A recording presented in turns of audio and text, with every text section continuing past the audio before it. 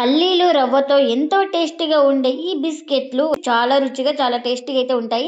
ఈ బిస్కెట్‌లయితే నెల దాకా నిల్వ ఉంటాయండి. అంత టేస్టీగా అయితే ఉంటాయి. ఈ బిస్కెట్స్ వచ్చేసి ప్రతి ఒక్కరికి నచ్చుతాయి. అంత టేస్టీగా అయితే ఉంటాయి. ఇంకెందుకు ఫ్రెండ్స్ ఆలస్యం, ఎలా చేయాలో ఏంటో అనేది వీడియోలోకైతే వెళ్ళిపోయి చూద్దామా మరి? ఇంకా ముందుగా ఒక మిక్సింగ్ బౌల్ అయితే తీసుకొని అందులోకి 1 కప్పు బొంబాయి రవ్వ అయితే వేసుకోవాలి. ఇంకా ఇప్పుడు ఇందులోకి 1/2 కప్పు గోధుమ పిండిని కూడా వేసుకుంటున్నా. ఇంకా ఒకసారి ఇలా బాగా కలుపుకుందాం.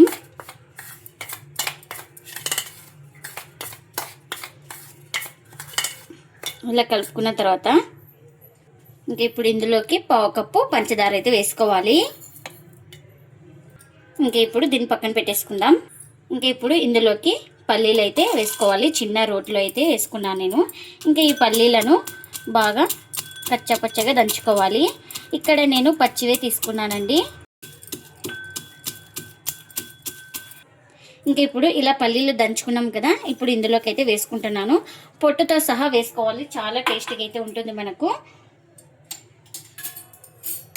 ఇంకా ఇప్పుడు పల్లీలు కూడా వేసుకున్న తర్వాత ఇలా బాగా కలుపుకోవాలి. ఇంకా ఇప్పుడు ఇందులోకి 1 స్పూన్ దాకా నెయ్యిని అయితే వేసుకుంటున్నాను. ఇంకా పెద్ద స్పూన్తో అయితే వేసుకున్నాను నేను ఇక్కడ. ఇంకా నెయ్యి వేసుకున్న తర్వాత ఇలా మొత్తం బాగా కలుపుకోవాలి చేతితోటి.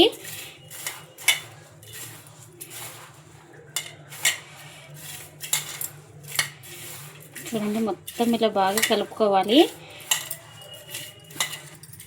బాగా ఇలా ప్రెస్ చేస్తూ కలుపుకోవాలి. మనకు ఈ పిండి మొత్తం ఉంది కదా, ఇలా చుడితే ఇలా ఉండలాగా వస్తేనే రెసిపీ అనేది చాలా టేస్టీగా అయితే ఉంటుంది.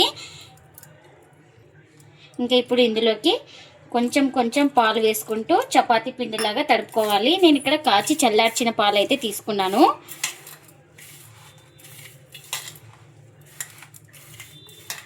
ఒకటేసారి వేయకూడదు, కొంచెం కొంచెం వేసుకుంటూ చపాతీ పిండిలాగా ముద్దలా వచ్చే వరకు అయితే మనం కలుపుకోవాలి.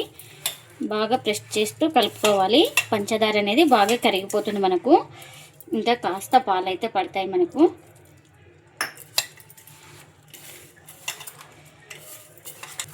చూడండి, ఇలా ముద్దలా వచ్చే వరకు అయితే మనం బాగా కలుపుకోవాలి.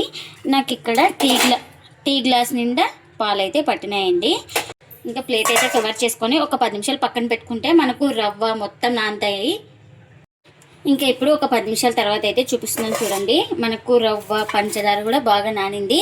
చూడండి, ఇలా సాఫ్ట్గా అయింది కదా. ఇంకా ఇప్పుడు ఇలాంటి 1 స్పూన్ అయితే తీసుకొని మనం ఇక్కడ నేను చూపిస్తున్నాను చూడండి, ఈ విధంగా ఇలా నేను ఇక్కడ ఈ సైజ్ అయితే తీసుకున్నాను. ఇంకా దీన్ని ఇప్పుడు ఒక ప్లేట్లోకి అయితే తీసుకుంటున్నా. ఇలా మనకు ఏ సైజ్ కావాలో ఆ సైజ్ అయితే ఇలా పిండి ముద్దనైతే తీసుకోవాలి. ఇలా కొంచెం కొంచెం తీసుకుంటూ ఒక ప్లేట్లోకి అయితే పెట్టేసుకోవాలి. ఇలా పెట్టుకుంటే మనకు ఈజీగా అయిపోతుంది. ఇంకా ఇప్పుడు ఇలా పెట్టుకున్న వాటిని ఒక్కొక్క పిండి ముద్ద అయితే తీసుకొని నేను ఇక్కడ చూపిస్తున్నాను కదా, ఇలా రౌండ్గా చుట్టుకోవాలి. ఇలా రౌండ్గా చుట్టుకున్న తర్వాత ఇప్పుడు నేను ఇక్కడ చేతితోనే ప్రెస్ చేస్తున్నానండి. మీరు కావాలంటే కింద పెట్టుకొని ఒక గ్లాస్తో కానీ ఒక ఫ్లాట్గా ఉండే గిన్నెతో కానీ ఇలా ఒత్తుకోవచ్చు. చూడండి, ఇలా చేతితోనే ఇలా ప్రెస్ చేసుకోవాలి. ఇంకా ఎక్కడైనా క్రాక్స్ ఇస్తే ఇలా అడ్జస్ట్ చేసుకోవాలి. ఇంకా ఈ విధంగా ఉండాలి. ఇక్కడ చూపిస్తున్నాను కదా. ఇంక ఇప్పుడు వీటిని ఒక ప్లేట్లోకి అయితే తీసుకుంటున్నా. నేను ఇక్కడ అన్నీ ఇలా రౌండ్గా చేసి పెట్టేసుకున్నాను. ఇంకా ఇక్కడ నేను ప్లేట్లోనే ఒత్తి చూపిస్తున్నాను చూడండి. ఒక పిండి ముద్దను అయితే తీసుకొని ఇలా ఫ్లాట్గా ఉండే కప్పు కానీ చిన్న బౌల్ కానీ తీసుకొని ఇలా ఒత్తుకోవాలి. ఇక్కడ చూపిస్తున్నాను కదా, ఇలా కొంచెం మందంగానే ఉండాలండి. చూడండి, ఇలా లైట్గా ఒత్తుకుంటే చాలు. మరొక పిండి ముద్దను తీసుకొని ఇలానే సేమ్ ఒత్తుకోవాలి. ఇవి మందం ఉంటేనే చాలా టేస్ట్గా అయితే ఉంటాయండి. ఇంకా ఇలా పక్కన పెట్టేసుకుందాం. ఇంకా మరొక పిండి ముద్దనైతే తీసుకొని ఇంకా ఎన్నైతే అన్నీ ఇలానే చేసుకోవాలి. ఇక్కడ ఎక్కడైనా క్రాక్స్ ఉంటే ఇలా అడ్జస్ట్ చేసుకోండి, లేకున్నా అట్లున్నా పర్వాలేదు. ఇంకా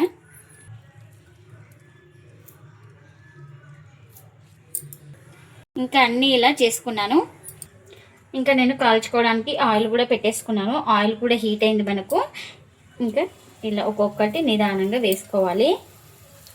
ఇంకా మనం కడాయికి ఎన్ని పడితే అన్ని వేసుకోవాలి.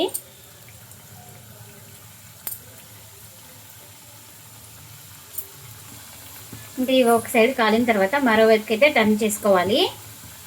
ఇంకా ఇలా ఒక సైడ్ కాలిన తర్వాత మరోవైపుకి అయితే నిదానంగా ఇలా టర్న్ చేసుకోవాలి.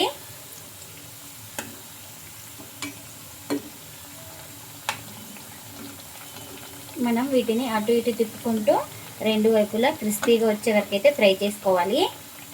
ఇంకా మంటను లో ఫ్లేమ్లోనే పెట్టుకొని కాల్చుకోవాలి. మంటను అడ్జస్ట్ చేసుకుంటూ లో టు మీడియం ఫ్లేమ్లో ఫ్రై చేసుకోవాలి. ఇంకా చూడండి అటు ఇటు తిప్పుకుంటూ మంచి కలర్ వచ్చే వరకు అయితే ఫ్రై చేసుకున్నాను కదా. ఇంకా ఇవైతే రెడీ అయిపోయినాయి మనకు. ఇలా రెడీ అయిపోయిన వాటిని ఒక ప్లేట్లోకి అయితే తీసుకుంటున్నా.